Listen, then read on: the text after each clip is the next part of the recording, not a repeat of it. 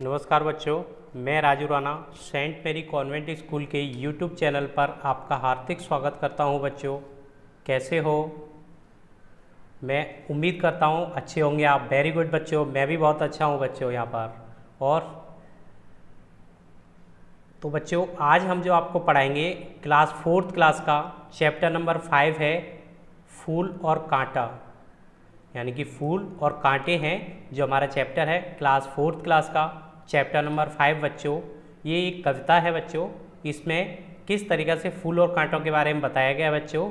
है जन्म लेते जगह में एक ही पौधा उन्हें है पालता, और रात में उन पर चमकता चांद भी एक ही सी चांदनी है डालता।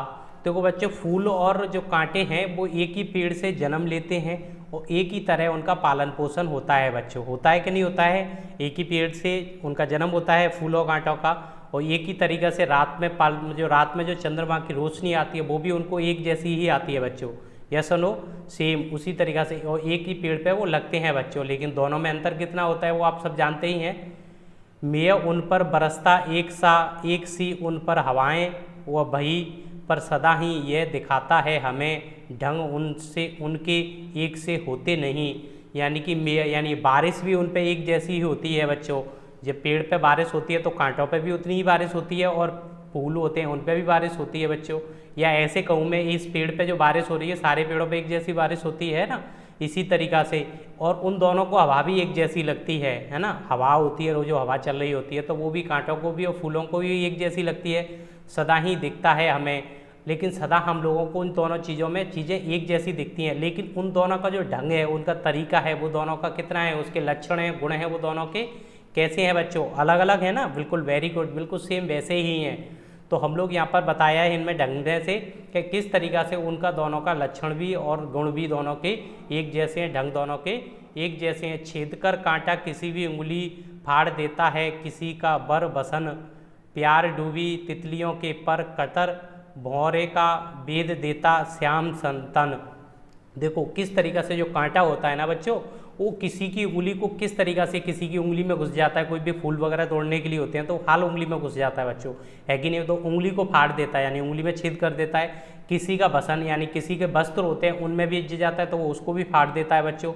प्यार डूबी तितलियों के पर कतर लेता है, और जैसे पर मतलब किसी झाड़ी में यदि तितली अंदर घुस जाती है तो उसके पैरों को जो पर होती है ना, पंख होती हैं उनकी फ्लाई करने के लिए जो पंख होती है उनको भी क्या कर लेता है, वो कतर लेता है, काट देता है बच्चों।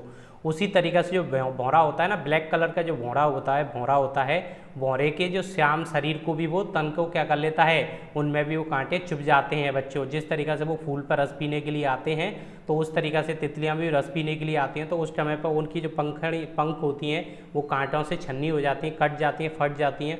और भौरे की भी इसी तरीक़ा से सेम शरीर का भी उसका भेदन हो जाता है बच्चों, है ना। इस तरीके से इसमें बताया कि कांटे का क्या काम होता है, वो क्या क्या कर देता है, उस चीज़ को बताया बच्चों। फूल लेकर तितलियों को गोद में भौरे को अपना अनूठा रस पीला, निज सुगंधों को निराले ढंग से है सदा देता खाली कली की जी की खिला। यानी फूल होता है। अब पहले तो हम लोगों ने बच्चों तितलियों के बारे में, उसको कांटे के बारे में बताया था अभी इससे पहले वाला लाइन में, लेकिन अभी देखो फूल के बता रहे हैं हम लोग। फूल को तितलियों को गोद में लेकर, यानी फूल होते हैं जो भ्रमर होते हैं वो तितलियों को क्या करते हैं, गोद में ले लेते हैं, लेकिन कांटे होते हैं वो क्या करते हैं, चुभने का काम करते हैं। लेकिन तितलियाँ हैं वो उसको गोद में लेने का काम करती हैं, मतलब फूले हैं वो गोद में लेने का काम करते हैं तितलियों को। भौरे को अपना अनूठा रस पिला, और जब भौरा उस पर बैठ जाता है फूल पे तो उसको वो अपना अनूठा रस होता है ना, अपना अनूठा रस होता है उसको पिलाने का काम करता है, एक फूल होता है। निज सुगंधों को निराले रंग से है सदा देता कली, यानी जो फूल की कली होती हैं, फूल होते हैं, वो अपनी सुगंध को क्या देते हैं, उन लोगों को भी लोगों को देने का भी काम करते हैं बच्चों, है ना। लेकिन कांटा ऐसा कुछ भी नहीं करता है खटकता एक सबकी आँख में, दूसरा है सोता सिर शीश पर। यानी कि एक तो है जो कांटा है, उसी एक ही पेड़ से जन्म लेने वालों में एक तो कांटा है बच्चों, जो कांटा क्या करता है, सभी के मन में चुभने लगता है बच्चों, है कि नहीं है? जो सभी के मन में क्या करता है, चुभता है।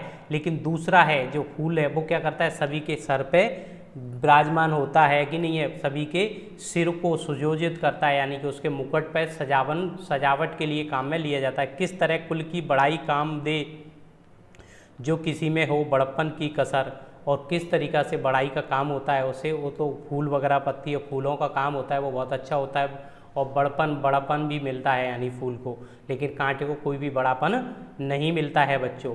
कांटों को तो कांटे ही होते हैं बच्चों। दोबारा से एक बार रिपीट कर लेते हैं बच्चों। देखो जो कांटे और फूल होते हैं वो एक ही पौधे में जन्म लेते हैं, एक ही पेड़ में ऐसे जन्म लेते हैं और उन पर रोशनी, जो चांद की रोशनी है वो भी सेम जगह पड़ती है बेटा, एक जैसी ही पड़ती है। लेकिन बारिश भी उन पर एक जैसी होती है, हवा भी उन पर एक जैसी होती है, लेकिन दोनों के लक्षण होते हैं, वो दोनों के जो दिखते हैं वो दोनों अलग अलग होते हैं, उनकी प्रकृति होती है, स्वभाव होता है दोनों का ये अलग अलग होता है। जो कांटा होता है वो तितली की पंखों को काट देता है, पैरों को फाड़ देता है, कपड़ों को फाड़ देता है, उंगलियों को फाड़ देता है, और जो भौरा होता है उसके शरीर को भी वो नुकसान पहुंचाने का काम करता है। ऐसे कहूँगे मैं, कांटा हमेशा लोगों को नुकसान पहुंचाने का काम करता है। दूसरी तरफ हम यदि फूल की बात करते हैं तो फूल हमेशा तितलियों को अपनी गोद में लिया रहता है, और भौरा होता है वो लोगों को सुगंध देने का, फूल है वो लोगों को सुगंध देने का काम करता है, भौरा को रसपान कराने का काम करता है। इसी तरीक़ा से यानी कि एक कांटा है वो सबकी नज़रों में खटकता है, गुस्सा आती है लोगों को कांटे को देख के, कांटे की सुन के, या कांटा लग जाए तो वो लोग गुस्सा करते हैं। और दूसरा है लोगों के सर पे सुशोभित होता है, यानी कि कांटा है वो ज़मीन में पैरों पर डला रहता है या ज़मीन पर डला रहता है, लेकिन दूसरा फूल है वो लोगों के मन में यानी कि सिर पे विराजमान होता है, मुकुट पे विराजमान होने का काम करता है, और दोनों में स्वभाव में भी बहुत सारा अंतर होता है बच्चों। ये हमारा अयोध्या सिंह उपाध्याय जी, हरियोध उपाध्याय जी थे, उनका ये अध्याय का चैप्टर था, कविता थी कक्षा 4th क्लास का, चैप्टर नंबर 5 है। अब बच्चों इसके क्वेश्चन आंसर देख लेते हैं। फूल और कांटे के जन्म लेने में क्या समानता होती है? फूल और कांटे हैं वो जन्म लेते हैं तो वो एक ही पेड़ से जन्म लेते हैं बच्चों। फूल और कांटे हैं वो कहाँ से जन्म लेते हैं? समानता क्या है? एक ही पेड़ से जन्म लेते हैं, एक जैसी चांदनी मिलती है, एक जैसा पानी मिलता है, एक जैसा खाद मिलता है, एक जैसी परवरिश मिलती है, लेकिन दोनों के गुण कैसे होते हैं बच्चों? अलग अलग होते हैं। फूल और कांटे के पालन पोषण में क्या समानता होती है? देखो उनको हवा भी सेम मिलती है, पानी भी सेम मिलता है, बरसात भी सेम मिलती है, सूरज की चांद की रोशनी है वो भी सेम मिलती है बच्चों, है ना। लेकिन दोनों का पालन पोषण दोनों का समान होता है, लेकिन गुण दोनों के विपरीत होते हैं। फूल का व्यवहार किस प्रकार का होता है? फूल का व्यवहार दूसरे लोगों को प्रसन्न करने लायक होता है।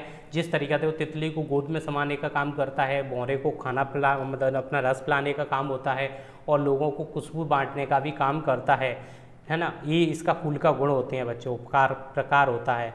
कांटे का व्यवहार किस प्रकार का होता है? कांटे का व्यवहार है लोगों की उंगलियों को फाड़ देता है, लोगों के कपड़े फाड़ने का काम करता है, जो तितलियां होती हैं उनकी पतंग जो पर होती हैं उनको काटने का काम कर देता है, और भौरे को भी परेशान करता है बच्चों। ये चौथे नंबर का क्वेश्चन हो गया। 5वें नंबर का क्वेश्चन देखते हैं बच्चों। फूल और कांटे का अंतर दिखाकर कवि हमें क्या समझाना चाहता है?